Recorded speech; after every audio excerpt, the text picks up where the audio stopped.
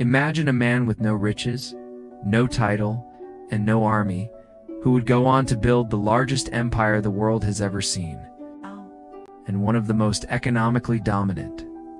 This is the story of how Genghis Khan became the richest man in history, on how his strategies shaped modern business, leadership, and wealth building. Welcome to Past to Power. Today we dive into the life and legacy of Genghis Khan, not just as a conqueror, but as a master strategist of wealth and power. Stay to the end to see how one of his most brutal tactics is now a key principle in modern business warfare. Temujin, later known as Genghis Khan, was born into chaos. After his father was poisoned, he and his family were left to die in the harsh Mongolian steppes. But Temujin didn't just survive. He learned the value of alliances, reputation, and resource control. As he rose, he broke traditions. Instead of handing power to aristocrats, he rewarded loyalty and talent even from enemies. This built a foundation of trust and efficiency, key to any successful startup or empire. In business, this is like hiring the best coder regardless of their college degree. Once in power, Genghis transformed Mongol raiders into an empire-building machine. But it wasn't just about war, it was about systems. He streamlined taxes and banned double taxation, unlike feudal lords in Europe.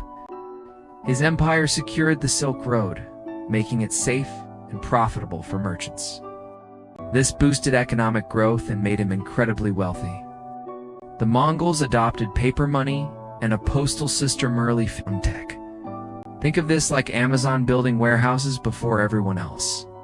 Genghis used fear not just as a weapon but as marketing. He let some cities live and destroyed others, completely creating a psychological brand. Surrender and live. Resist and perish. This reputation reduced military costs. People gave up before the first arrow was shot. Today, it's like companies dominating by fear of competition. Think Apple versus others.